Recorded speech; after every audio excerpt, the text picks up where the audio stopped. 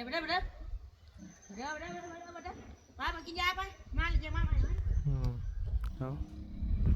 เอาอย่ามาอย่าไปเลยแพงมาเพิ่นพี่น้องเอ้ยจะเอายายังมันกินน่ะเช้าอันดำยาปลาด้านกับยาตะละเฮ็ดได้มันกินน่ะกับจุปากมันไปเอากันก่อนกูมันก่อนมันไหวจะทุบให้มันบ่น่ะจะมันเป็นยังเขาตีมันโดยมันถูกย่างนะเพิ่นก็คือกูได้บ่งับตัวเลยอันนี้เนาะวิธีจะมันกินเนาะมาเป็นไข่ก็เป็นโดยชัวอยากเลี้ยงแมวอยากเลี้ยงแมวอยากให้อยู่มันเพิ่นเอาแมวไปเลี้ยงนะไปเลี้ยงผมน้องก็ได้หนูกับแมวมือเถื่อก็ได้พอมีหมูติแม่มันนอนน้ำได้นอนแหละมันก็หมักรูปมาก่อนมาเพื่อมันเนาะมันมาเพื่อแล้วก็เขายอกมันแต่แบบแม่เฮาจุดเตาเด้อเฮาก็ไปชมทานแล้วเดี๋ยวขึ้นบ้านแล้วก็ยอกมันก็นอนมันนี่โดย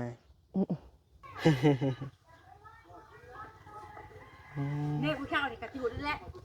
จุดนี่บ่แป้นแล้วคือนี่โยกค่ะไอ้เคยเห็นบ่เฮ็ดให้น้องสายฟ้าอยู่บ่คือแบบจับมันกว่าน่ะมักลิ้นมันเพิ่มชีวิตได้ขี้เดียดเลยจัดแล้วขี้เดียดปลาหน่อยโพดมันมีโจกเจ้าบ่ยิ้มโจกแล้วมีบ่โจกบ่เราบ่มี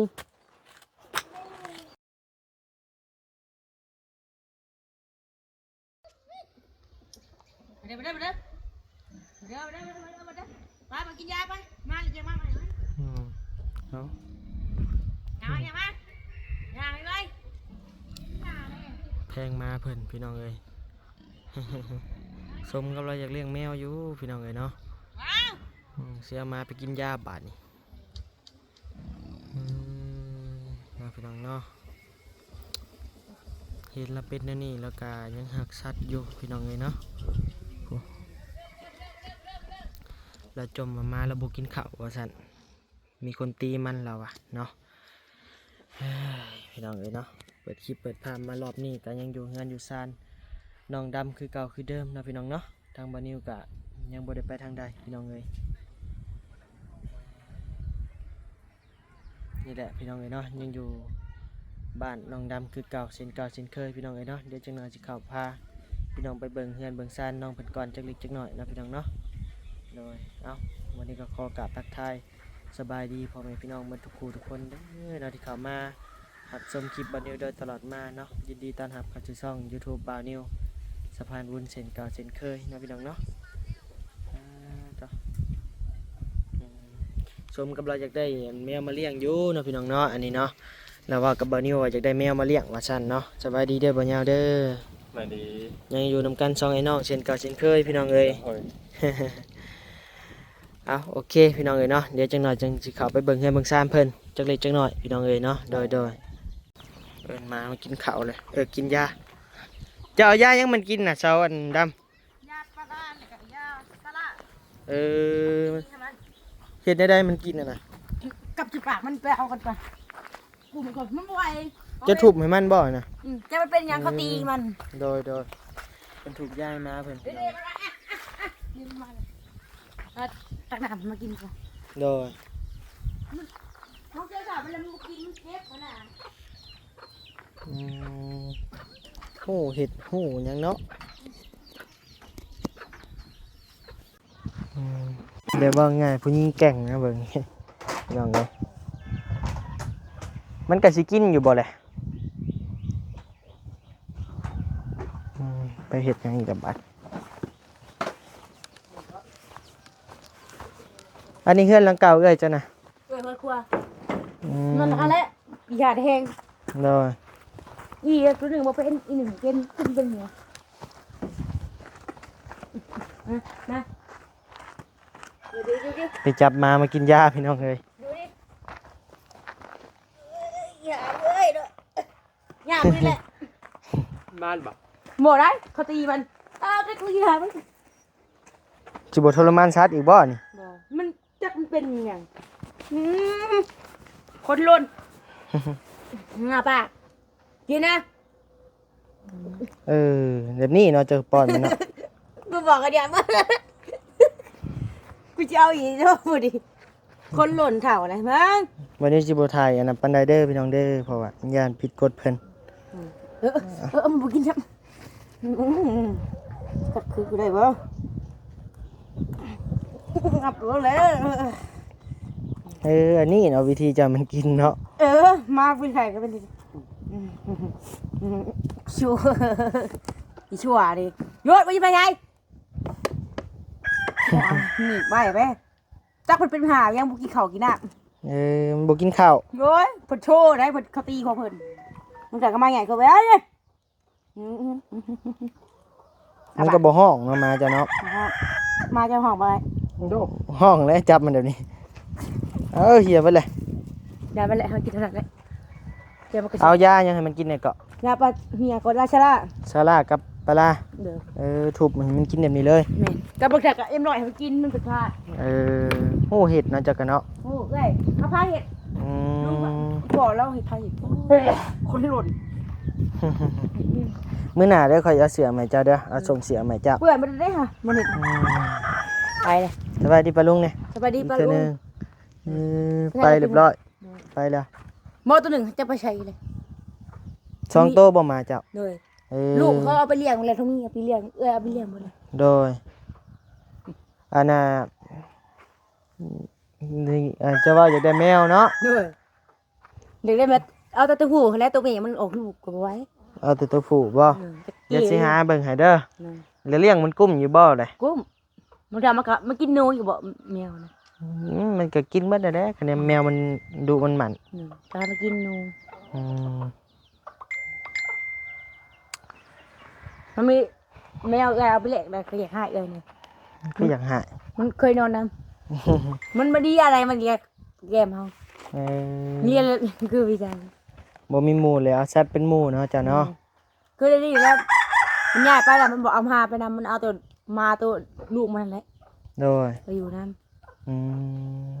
ำมื้อเช้าจะเขาเห็นเอาเนี่ยทั้งแม่ว่ามันถือเขาตีมันอะไร อืม มันเลยหลักกินมันเป็นหลักกินอาหารค่าเขาเด้ โดย แล้วจิบเจอเขาเห็นอะไรมันก็ไปยามนั่นจะไปตอนไหน โดย ไปแล้ว ของกินเอาเข้าตู้เย็นเมียนอยู่บ่ เลย อย่ามันเน่าเด้ มันไปจับไปใส่ลำหาในอะไร โดย เกลือข้าวเกลือการใช้น้ำอันนั้นแหละน้ำให้มันกิน โดย มันกับกินแบบนี้ อืมจูดเรียบร้อยติเงียบอยู่เฮือนอยู่ซ่านกะ อยู่แล้ว นั่นก็มัน นั่งกันบ่มันนั่งกันนั่งเลย บุตรกับให้เมื่อกี้M100มันเป็นอะไร เอ็มร้อยมันดียังเอ็มร้อย ที่ยังก็ภาคแล้วทุกยามันกิน โอ้ ยามันกิน โดย เพื่อนอะไรมันเห็ดปูดเอาเขาเปิดแรกลิ้นอยู่ย่างอยู่แต่เก่าเขาไม่ได้เป็นยังบ่ให้จับได้เพิ่นมันบ่ให้จับน้องไว้มันแบบน้องจะไปจับมันก็บ่ให้จับ โดย มันเล่นมาตัวนึงทำมันให้จับอยู่ โดยจะไปเลี้ยงไก่เลี้ยงหยังบ่ซะ หมูหมักกับไก่นะไก่เดือน อย่าไปเนี่ยคอยนั่งน้ำ เด็ เนี่ย กไก่แล้วร้ายนะไก่นี่ครั้งนี้เพิ่นขึ้นเฮือนมันเตะเข่าเตะข่อยว่าข่อยหายเพิ่นแต่ละมือ บ่หายไก่บ่ โอ้โหพี่กับไก่ ฟิตกับไก่ มึงนี่กับมันนะมันเขี่ยทิ่มเขี่ยเข่าเบิ้งว่าที่ว่า โดย มีชะมากันนี่เขี่ยเพิ่นเลยไก่ในห้องงานนี่แหละ โดย นี่ได้แม่ตอนนี้เป็นหมูนำ กินแล้วบ่ข้าวเพลน ยัง ฮอดเลยได้นี่ หม้อก็ยาบ่อยาก คือบ่กระปุ่นมากิน บ่อยากเป็นได ยังบ่อยากอยู่ นะ อืม มาชวนพี่บ๊าย โดย อยากแมว อยากเลี้ยงแมว อยากให้เอ้ยอยู่มันเพิ่นเอาแมวไปเลี้ยงนะไปแลกผมน้องก็เลย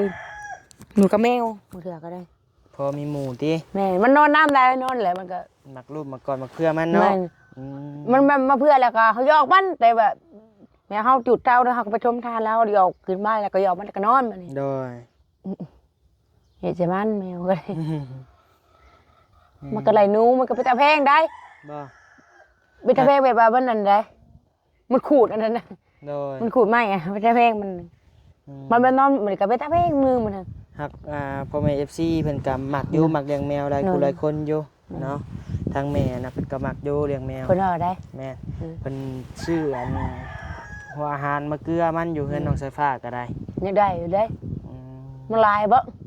เฮือนสายฟ้าฮะ เออ มีตัวเดียวเฮือนสายฟ้าก็ ยังได้อยู่น้องก็ได้งามบ่ งามได้แมวน้องสายฟ้า ยังได้อยู่ได้ มันขี้ดื้อตัวผู้ น้องเลยตัวผู้เลยพอได้มันมาดมมันก็เลียมาดิ เนาะ อยู่ใช่มาโอ้ยเนาะ แมวน้องสายฟ้ามันขี้ดื้อมันมักหยอกมักหยัง มันมักหยอก แม่ มันเต้นเลยนี่ ต้น เวลามันตื่นมาให้เขาเพื่อน อืม น้องก็โอ้ยอยากได้อยู่แม่มาเลี้ยงพอเป็นหมู่มันนอนนำกัน โดยมันบ่เปื้อนเนาะแมวเนาะ มาเพื่อน มันสะอาด มาอีกโอ้ยจะไปเกือกยังไงมันแบบว่ามันกินทุกที่มาแมว แม่นแหละ มันบอกหากินหนูมันเอาไปตอนนั้นแหละแต่เขาแค่คือ โดยพี่น้องเนาะบรรยากาศช่วงเที่ยงๆเด้อพี่น้องเนาะ พี่หอดได้เบาลีก็ได้ ฮะ ไปใช้ชีหอดจะบอกเอามา มาจังหน่อยแล้วก็ฮอดเป็นยังคาเวียกอยู่หน้อยนึงจังหน่อยก็มาฮอดแล้ว อืม อืม น้องมักเลี้ยงแมวเผื่อว่ายังมันอยู่เป็นหมู่ โดย บอกกับมันอะไรมันก็เงาเลยเอาตัวสีเหลือง เอาสีหยังก็ สีเหลือง หมักสีเหลือง หน่วย สีเหลืองปนสีขาว แม่น หมักแน่นอน เอาตัวแบบมันนั่นนะ คะแนนมีสีหามาใหายเด้อ หน่วย ของขวัญปีใหม่น้องดำ เอาแมว เดี๋ยวสีหาแมวมาใหาย น้องก็บ่มักแรกดอกไปบาตี้กับบ่ตี้ได้ อืม เอาแมวมามักม้าแหละมักแต่แมว อืม เมาหรือโอ้ยมันคิดอึบ่น บ่คิดดื้อคือคนเลย เดี๋ยวเอาไปอยู่น้ำแล้วมานะ อืมมาเจ้าสองตัวนี่ติ มาเป็นแบบว่าเขาเรียนน้ำกันก็เอ้ยนะ อืม มาลุงมาป้าแล้วก็พากไว้ โดย มื้อเช้าก็เลือกอาหารเฮาแบบนี้แหละแม่มันก็บ่ได้เลือกได้ โดย เพิ่นมักเลือกอาหารได้ทางมาเพิ่น อืมจะมาพาข่อยเข้าไปเบิ่งเฮือนเจ้านี่เด้อ เออ สะอาดแล้วบ่ สานแล้ว อืมเอาพี่น้องเอ้ยเดี๋ยวจะหน่อยจะเข้าไปเบิ่งเฮือนน้องเพิ่นก่อน ถ้าเบาลีมาก็ไปจัง โด ไป ย ปลูกน้องได้ ฮะ ว่านี่ไปปลูกน้อง บ่รีปลุกบ่ โดย เป็นยังคือนอนวันนี้เมื่อย เมื่อยแล้ว เป็นไข้บ่ มันก็เป็นไปขายแล้วมันปกติก็นอน อืม หาก็นอนตื่นมันนี่ โดย เพิ่นก็ไปปลูกอีกเบาอันเนี้ยก็บ่บอนบ่ บอส บ่บอสเพิ่นไปปลูกอีก อืม บ่บอสเพิ่นไปบุกน้องเช้าดำพอสิเมื่อแล้วเพิ่นว่า อืม เมื่อจังได้เราก็ตื่นผู้เมื่อ โด เนี่ย ย ยุบว่าไปใส่เพิ่นว่ามื้อวานนี่ก็เบาลีก็นึกว่าไปใส่แล้วล่ะ โดย น้องก็นอนเนาะพักผ่อน ถ้ายังเผาบ่หมดบ่ทางเจ้ายังบ่นั่นน่ะบ่ ยังบ่ใหม่บ่เบิด อืม พี่แลช็อตหัวเด้บัดนี้เพิ่นใหม่ สิฮอดหัวแล้ว น้อยเดี๋ยวก็ เอาโอเค เดี๋ยวก็ เนาะพี่น้องเนาะเดี๋ยวจังหน่อยสิเข้าไปเบิ่งเฮือนเบิ่งซ่านเพิ่นเนาะพี่น้องเนาะ อืม โดยอืมไปพี่น้องเอ้ยพี่ย่างอ้อมพี่เป็นหยังอืมไปใช้ชาดำ ไปคุณน้ำพัก คุณนันพัก ญาติน้องญาติทางกายน้อง อันนี้อ่ะหมากระเบิดพาข่อยไปคุณนันพักบ่อน เหนื่อย ระวังเด้อ ตายเลยนี่ ฮะ บักระเบิดอีกตายแล้วนี่ หมากระเบิดตาย ยังบ่เลื่อนตายเลย บ่ ยังอีก ไม่บ่แม่นหมากระเบิด บ่หยอกยังอีก20 นาทีหนึงแม่ก็มักเขาเพื่อนแต่โอ้ เพิ่นลมกับบ่าวนิ้วคือนี่พี่น้องเอ้ยเนาะเพิ่นว่าอยากปลูกผักว่าซั่นมีพุ่นอยู่ว่าซั่นเนาะ เนาะไอ้มีเพิ่น เพิ่นมีพุ่นนั่นอันปลูกผักอยู่ว่าซั่น เออ บ่าวนิ้วก็เลยว่าเอาโอเคจ้ะไปอันคุณนันพักเดี๋ยวบ่าวนิ้วสิซื้อผักมาให้ ผักหอมป้อมผักบัว โดย เอาหัวผักบัวแล้ว เดี๋ยว ผั ข่ ก อย บุ้ ซื้อง มาให้มีแต่จะคุณนั กับ น ผัก พัก ซี่ ไว้ค่ะเด้อ ผักซี่พร้อมได้ โอเคผักซีกับบ่ยากมันมีในมันอยู่ น้องอยากมาทางนั้นแต่ว่าบ่ต้องพาอย่ามาใกล้ก็อย่า โดยเบิ่งน้องเพิ่นนี่คะแนนปลูกผักนี่บ่นิ้วคิดว่าเนาะสิดุสิ ไม่อยู่แล้ว เป็นคนดุคนหมัก อ้าวมันลามบ่ล่ะมันลามบ่จังลามพยายามมันจุดใหม่เลย เนาะเพิ่นเป็นคนดุคนหมักอยู่ก็น่าจะเบิ่งได้อ อู้ ยู่ แบ่ง แม่ไผนี่ฮะ บ่มีเว้ยแม่คนอื่น บ่อืมใช้เสียมจะได้ซะ โอ้เป้าทำสาว สิไปเอาน้ำมันสาว อยาก เอา เล มาย ก่อนสมัครระเบิดนะ เออมาเลย เดี๋ยวค่อยถ่ายอยู่นี่เด้อ เลยนี่สิปลูกเลย ปลูกในนี่บ่ โอ้ชมเสือ บ่เป็นหยังดอกนี่แหละพี่น้องเอ้ยเพิ่นว่าเพิ่นสิปลูกอยู่นี่ว่าซั่นเนาะอืม บัดนี้คิดว่าเพิ่นปลูกนี่ก็สิรอดอยู่พักเนาะเพราะว่าน้องเพิ่นเป็นคนดูมันพี่น้องเอ้ยเนาะเป็นคนมักเฮ็ดบ่มักอยู่ซื่อๆนะพี่น้องเอ้ยความคิดบ่นิ้วน่ะจะว่าน่าจะได้อยู่เพิ่นอาจจะดูแลได้อยู่พี่น้องเอ้ยเนาะติพักขี้ฮูดอันนี้พี่น้องเอ้ยตะกี้ก็เป็นนานพักนี่จ้ะบัดนี้คิดว่าเนาะ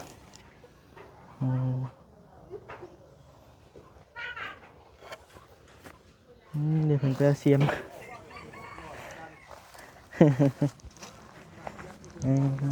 อย่างไร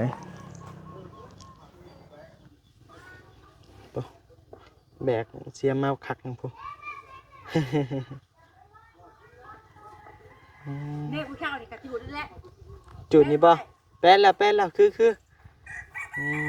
ผู้กล้วยก็บ่ได้กินหมากมัน โดยกล้วยหยังกล้วยทางนี้บ่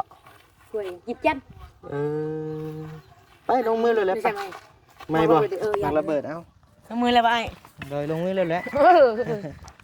ใช้จะเอามาแต่เดียวบ่จะบ่ให้ข่อยซอยบ่ บ่ เอ้าข่อยก็อยากซอยคือกัน หมดนะนี่แหละชอบบักตะเก่าได้นี่จับเอวบ่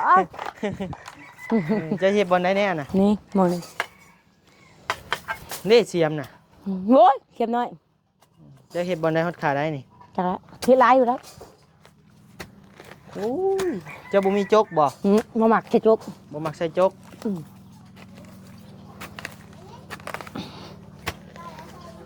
คืออยู่บ่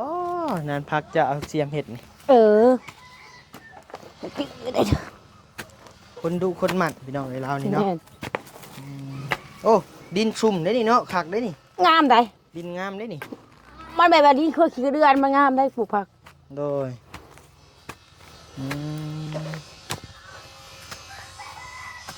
จะเคยเห็นบ่ฉัน เจ้าบ่เมื่อยบ่เจ้าเฮ็ดเวียกแต่ละมื้อนี่ บ่ เฮ็ดตามภาษาเลยติเฮ็ดไปเรื่อยๆเนาะ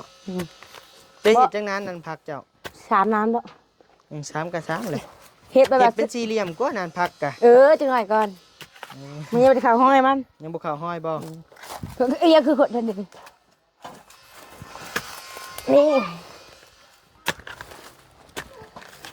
ขี้เดือนบ่มีเนาะยามนี้ บ่มีที่ยาม น้องบ่ย่านขี้เดือนได้ ย่านบ่ บ่ย่านได้ บ่ย่าน ก็ บ่ ตัวใหญ่ให้ย่านได้ ตะกี้กันนั้นพักจะบ่นี่นี่ เลยของเอื้อยยัง เป็นหยังคือชาวเฮ็ด บ่ว่าบ่มีเวลาอะไรเสือกระตึกตึกเจอกับ FC น้องเป็นไดอะไร ดอกเอาไม้เน็บขึ้นเทิงๆติ นี่เป็นไดไอ้ เน็บแล้วแหละเน็บขึ้นเองแล้วเน็บขึ้นเทิงคอพุ เติงแค่นี่บ่ เน็บขึ้นเทิงคอพุมันจะบ่เติง เห็นน้อยเอาเนาะ ฮะ น้อยเอาบ่ อ้าวแล้วแต่เจ้าแหละ น้อยเอา เห็นเป็นสี่เหลี่ยมนี่เด้อก ะสิเรียมแล้วน้องเอ้ย มันคือขดแทะ มันอย่ามันเดี๋ยวว่าหาตะกี้พักเลยน้อยก็อย่ามันเนาะ ก็นั้นมีจกคัก แม่มีโยกค่ะไอ้เคยเห็นบ่ เคยเฮ็ดให้น้องสายฟ้าอยู่ บ่ชื่ออะไรบ้า จับมันกว่าน่ะ มักดินมัน มักหลีบนะ เพิ่มชีวิตได้หาขี้เดียดเคยจัดเลยขี้เดียดปลาน้อยโพด น้อยโพด มันมีโจก เจ้าบ่ยืมจกลามีบ่จก บ่เราบ่มี จกอันเท่าใดเด้น้องข่อยซื้อมาให้เจ้าซะ จะแล้วน้องก็มีอยู่เขาเห็นเป็นมันหล่อนไปเลย ต้องเฮ็ดเฮ็ดน้อยก่อนเดี๋ยวมื้อข่อยซื้อจกมาจังเฮ็ดมันใหญ่ขึ้นขุดปลาเป็นจัก 2-3 มื้อหญ้าตาย เลย จังลงพัก น้องชาวบ้านก็ปลูกผักบ่ แม่นปลูกคือกัน ปลูกผักหยัง พักบัวพักบงพักหยังนี่แหละ ผักบงน้ำหมักกิน มากบ่ เลย ซื้อมาให้หลายๆซะดินแบบนี้แหละปลูกพักๆนะพี่น้อง งามบ่ของน้องชาวบ้านเลยจ้ะ ฮะ ของน้องชาวบ้านก็งามบ่ดีมัน ดินทงหน้าดินหนองสายฟ้า บ่ งามปานใด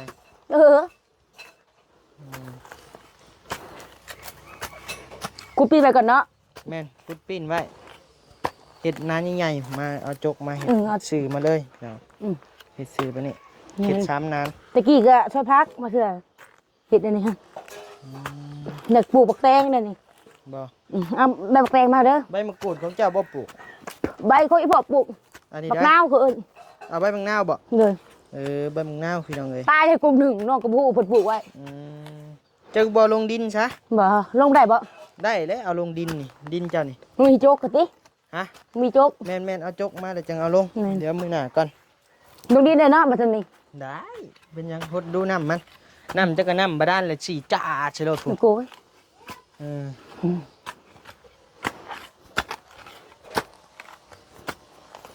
ถ่าเบาลี่เพราะว่าเจ้าจะมือ บ่ทางเบิง